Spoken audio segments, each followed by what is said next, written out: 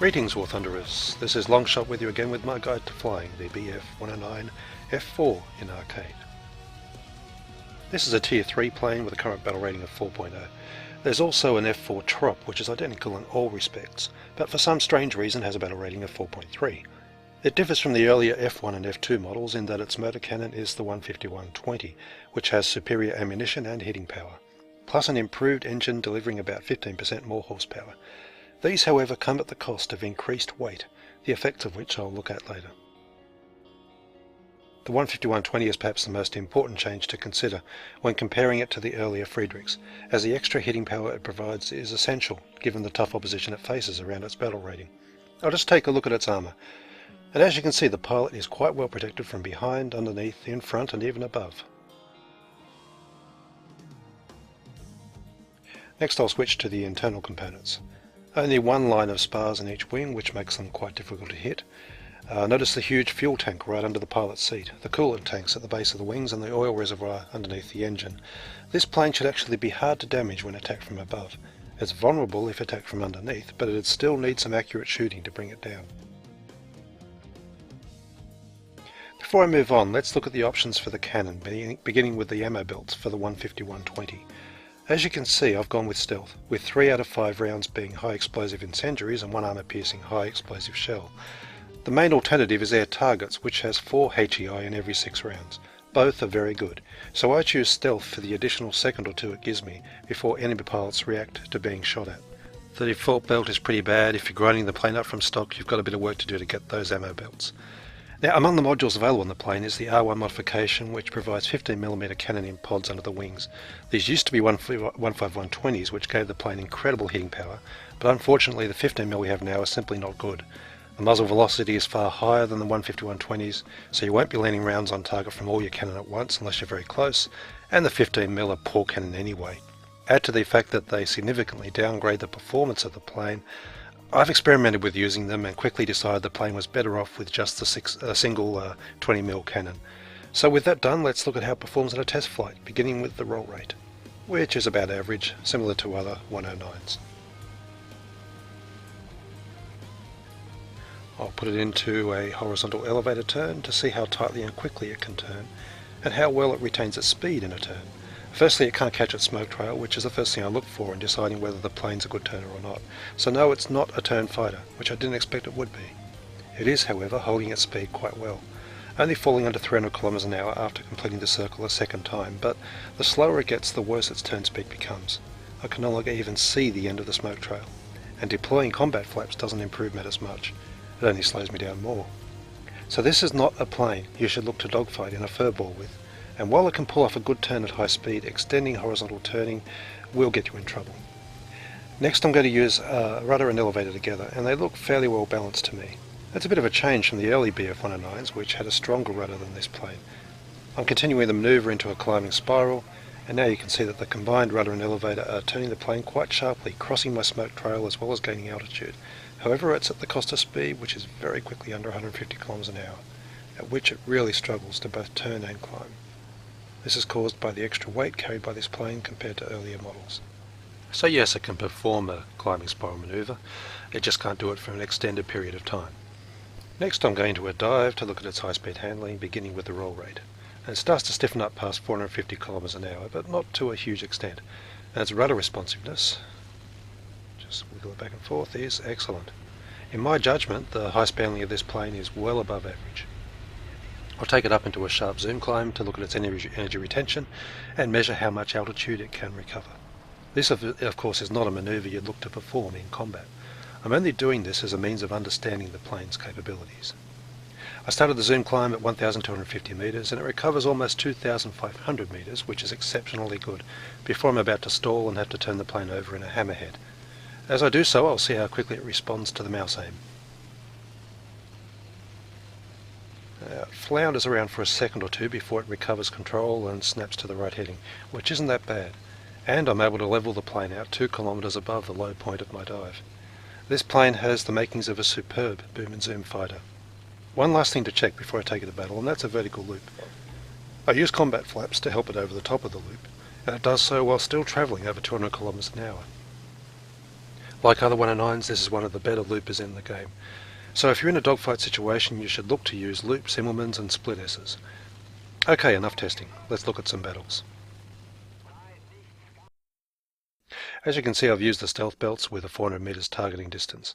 This is a ground strike map, so I'll be looking firstly to climb, gain altitude superiority, and go bomber hunting.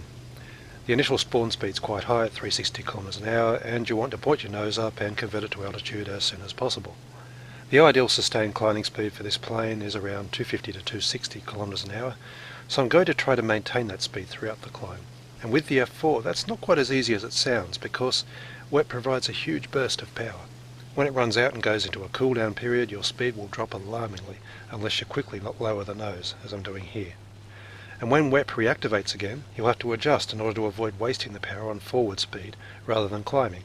So while it's important to look around and see what your enemy's doing, you really have to pay close attention to your own plane when you're climbing at the start of the game.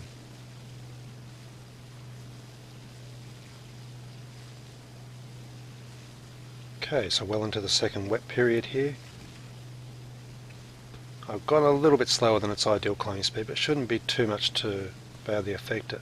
And I haven't quite reached 4,000 meters. In fact, 4,000 meters from a 2,000 meter spawn in 2 climbs is about the best I've been able to do on this plane. And that's not bad. It's quite a good climber, but it is not as good a climber as the 109 E3, F1 or F2, all of which can get up to 4,200 or 4,300 meters in that initial climb. And that, despite the extra engine power in this plane, I'm pretty sure that's just due to the extra weight that it's carrying. And you can imagine when you add on the cannon pods, it takes another few hundred meters off that climb and suddenly it's a poor climber. And that's not something this plane can really afford.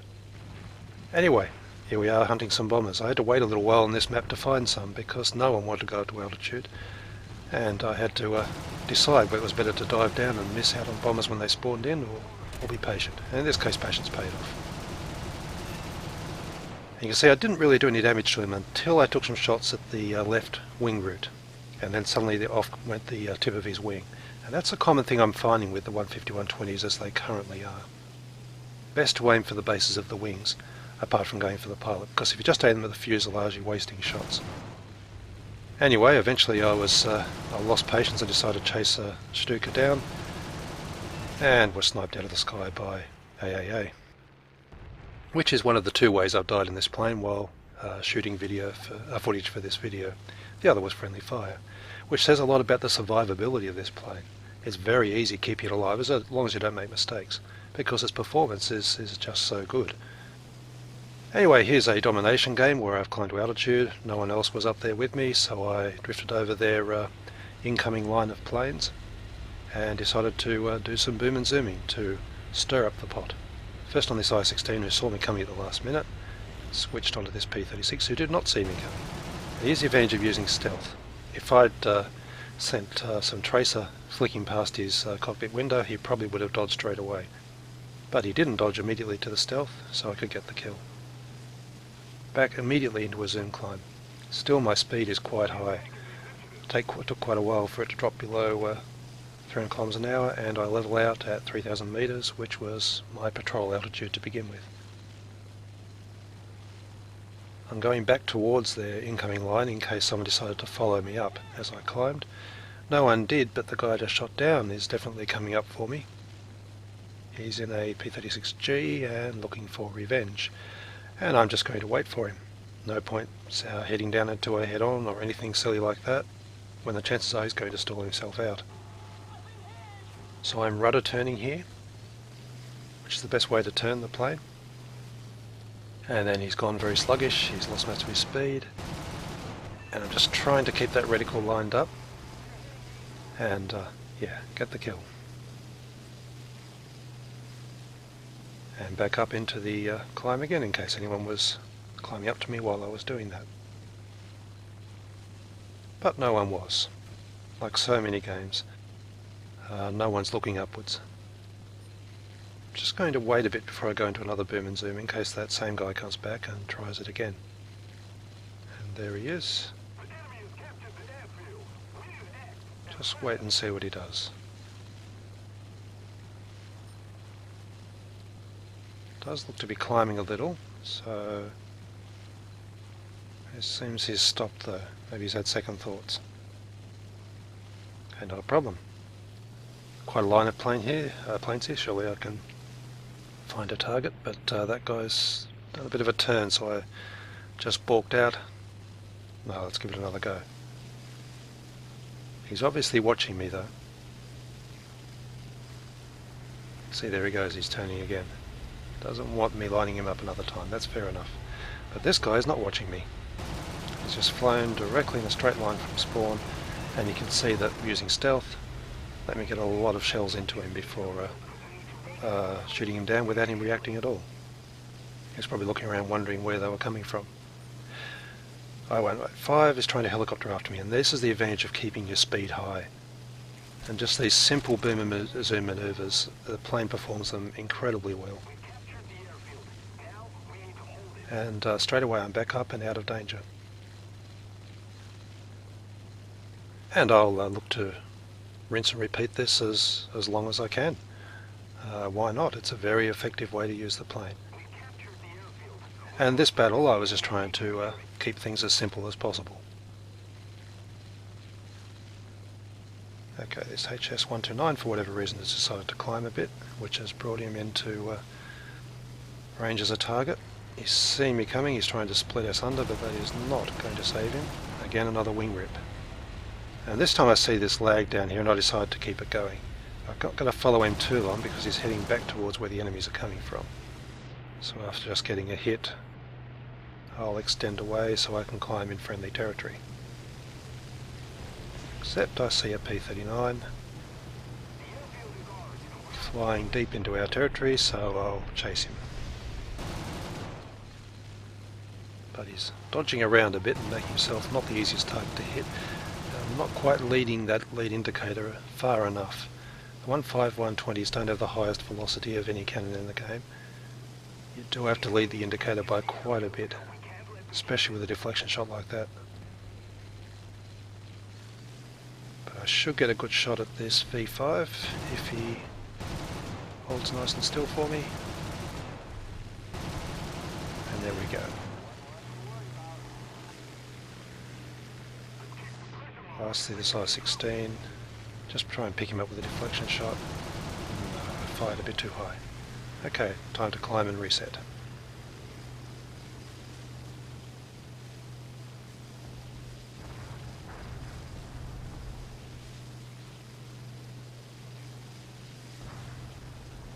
Just taking the opportunity to look around, see what's going on, decide which targets look the most promising at this stage.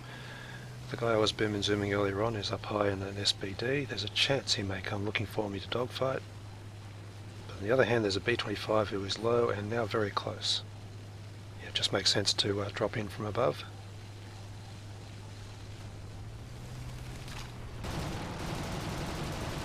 And there's another wing rip.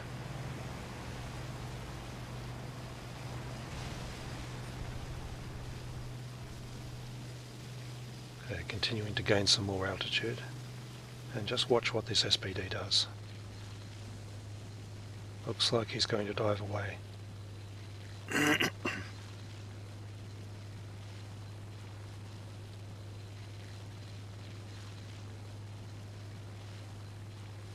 He's close enough to be tempting, but I know if I dive after him I'll end up just following him as he plummets to the ground.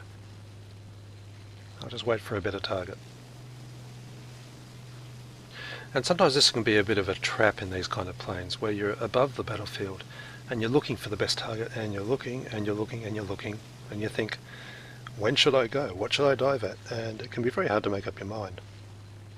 And that was a trap I used to fall into quite a lot. And you can easily spend 60-70% of your time just circling around above the action and not taking part of it.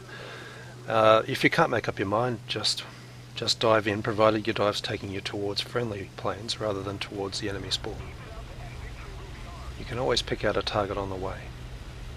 In this case I'm trying to pick out the Yak-7. I'm only going to get a very brief shot at him, only enough to smoke his engine. I'm going to carry my speed back up, not trying to go stop and turn with everyone else in the furball, and you can see why. There's a lot of other planes diving in as well from the enemy side of things. And I spot this guy Out to the side, he was obviously trying to sneakily cap our airfield. They already have two. They really need a third? I don't think so.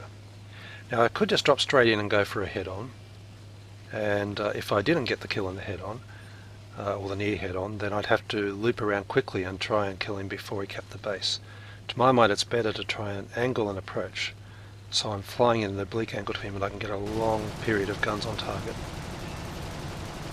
And that does the job. As I zoom climb here, I see a MiG-3 coming in fast. If I continue to climb, the chances are he might catch me in the climb. I'm not going to let that happen. So I'm going for the head-on, and I look to break upwards and maybe trap him in a stall. Except my very brief burst has been enough to knock out his pilot as well as setting his engine alight.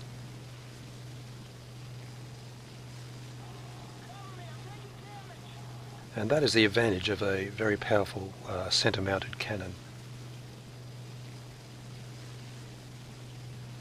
Right, on this 190, I'm not going to get much of a shot because he's ducking under my guns, but what I'm going to do is take the risk and drop down underneath and come back up on his tail. And it is a risk because, as you can see here, a plane almost crashes into me. Because by doing this, by following a target on their tail, I've put myself, however briefly, in the furball. Anyway, that's 9 kills, flying in a very, very simple tactic of keeping the speed high and looking to boom and zoom, and being very careful about my target selection. Here's another game where I try to step things up a bit more. This is an air domination. As previously, I've climbed, I've gained altitude supremacy, which isn't hard when everyone dives away as they do these days. But the main aim with air dom, as I've discussed in other videos about this mode recently, is to get that high altitude advantage and use it to push other planes down into the spawn and kill anyone who continues to try and climb, or at least try to kill them. This is an issue I have with this cannon at the moment. And I say at the moment because cannons can easily change in their performance from one server batch to the next. And so what I say in this video is probably going to be untrue within a month. But right now I find that either the cannon are ripping wings off and knocking planes out in short bursts, or they're doing nothing at all, as they just did to that D520. And you just have to be patient and wait it out when that happens. And it's not just my ping that's the cause of that. I play with quite a lot of other players, and some have very low pings, and they experience periods like this as well, where they get nothing but sparkles, and then all of a sudden they'll start working again and you'll be ripping wings off once more. So don't let that frustrate you into making foolish decisions and pursuing kills. Anyway, I've got a 109 F-1 climbing up very hard at me, and he obviously has a lot of speed.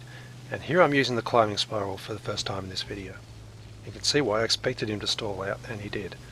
I'm dropping out of that climbing spiral, and once again my cannons aren't doing anything whatsoever. Maybe I caused a coolant leak.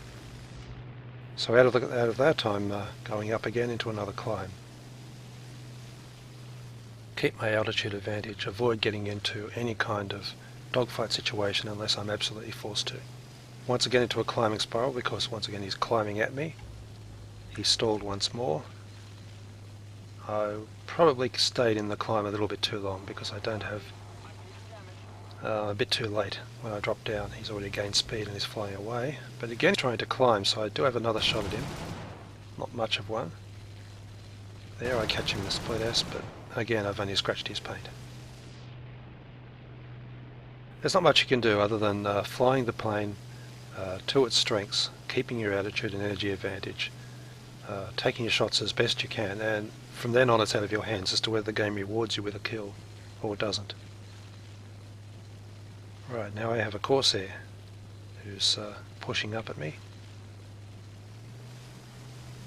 but he's chosen some other target to go head on with. If he survives that, I have a very nice shot at him from above. That time I aimed just a little bit higher, which means my cannons hit his wing, and off went the wing.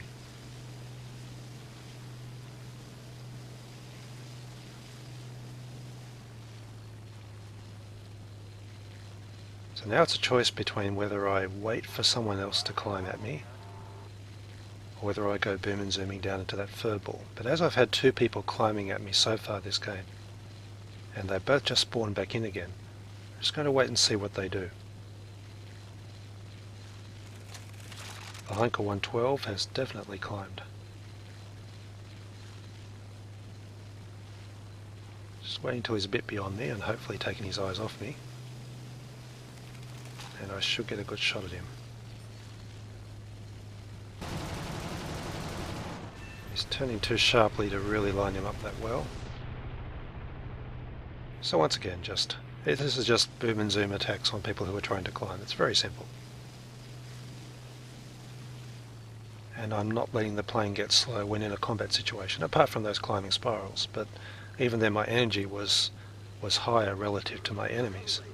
And that's the whole aim. You can't let yourself get slower than the enemy planes with whom you're fighting.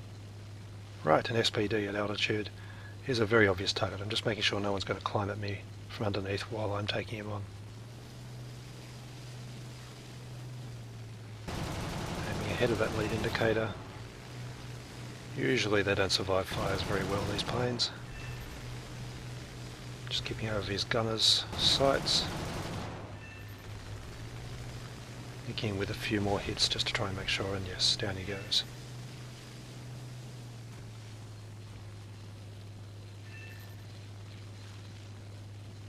Down there is a lag, which has climbed a bit. He's a fair bit closer, and that other guy who was in the Heinkel before is now back in the Bf110, but he's off to the side. Have to keep an eye on him and watch what he does. But in the meantime, this lag is clawing through altitude right in front of me, and should make a great target, depending of course on what the cannons do. And this time they snipe the pilot. Right, the 110 pilot has had second thoughts about climbing. But I did see a Blenheim off in the distance. Pretty sure I did. Yes, two bombers. Fairly close together. I doubt I'll get them both. Again, I'm just watching underneath. There's a KO-43 that's sort of looking at climbing. And of course, then I'm looking at that Tiffy and suddenly I missed the Blenheim because I was too busy and looking at the fighters underneath. Never mind. The G4M1 is set up nicely and got the kill somehow. Not sure how. And the Blenheim's going to hang around and dogfight because what else can a bomber do in air domination? Have to be very careful not to let him ram me, which I'm sure he'd delight in doing. And I'm trying to keep the plane in the vertical, making turns with hammerhead turns like that. It turns a lot more sharply than if I tried to keep the speed high, and that let me turn inside his broad looping turn there and get a nice kill. Now that Tiffy is definitely trying to climb, and also I have a Beaufort. Also got to wait a bit for the cannon to reload. Tiffy's definitely climbing up. Cannons are just about online, so I'm going to swoop in. Deflection shot from above, and another pilot kill.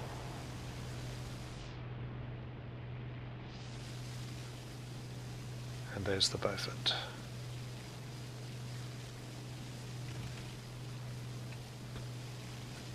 Just have to wait and see if there's any other climbers. Of course, while I'm up here doing this, it is impossible for the enemy team to win this particular battle, because they need to kill me if they're going to cap the zone.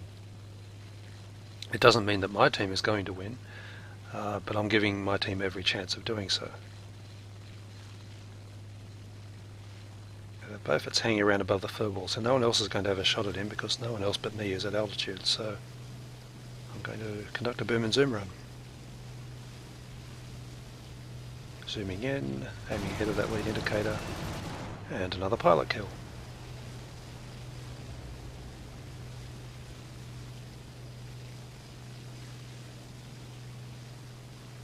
Okay, bombers take precedence in this, not because they're capable of bombing targets, but, well, firstly they're easier targets than fighters, but secondly, if they're allowed to fly around at the top of the zone, they will prevent my team from capping. So it's important to take them out as quickly as possible. B5N2 can be an extremely elusive plane if flown well as well, but this one is not flown in any kind of elusive fashion, so it's an easy target. And he's followed up with an IL-4. So this shows actually probably better than the ground strike game earlier on, how effective this plane is at bomber hunting. Despite its single cannon, it's very good at taking down bombers. I'm unlikely to get that guy considering he's diving away so steeply.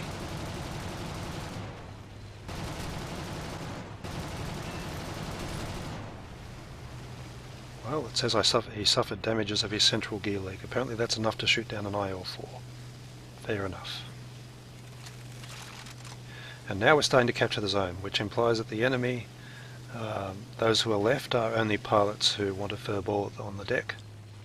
And that gives us every chance of winning this game, providing, although we've stopped capturing, I think that OS2U is a little bit too high. Has to be dealt with. Have to kill anyone who wants to hold any kind of altitude and just leave behind the furballs. But do you think I can kill a Kingfisher in this plane? No. F4's a great plane, but it's not that good. Right, now there's a high F4F and I've dived a little bit too low. And an LA5. Question is whether they're going to dive into the furball or come looking for me. Because I've only been able to gain around 2,500 meters without losing too much speed, and I do not want to get too slow right now. F4F is definitely coming at me. Keeping my speed around 300 kilometers an hour and easing up into a climb because I know that plane is a poor climber. He will not be able to keep up. It's really the LA5 at this point that I'm more worried about. And he is going to get guns on me. I'm going to have to turn sharply in toward him using the rudder and then pull up again. There's an evasion, and now he's past me. And here I again want to point the nose up and use the rudder to turn it over to get a very sharp turn. There's a P63 also coming, so I ideally want to knock this guy down as quickly as I can. But of course that's depending on the cannon. P63 is very close now, but now I have friendly company for a change. And they've taken out the P63. Which is fortunate from my point of view. I could have been in a very tricky situation there if they hadn't suddenly appeared.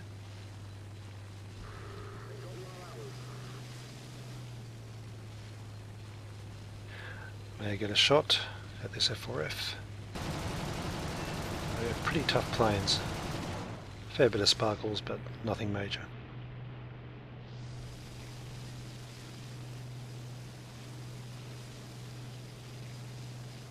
Again, before I commit to the next attacking pass, I'm looking around. F4F is not a threat whatsoever, but this P47 very well could be. So I'm just easing up, as he's definitely looking to gun at me. And I'm going to hammerhead over and drop down with the rudder. And yes, he's stalled and he's sitting right in front of me.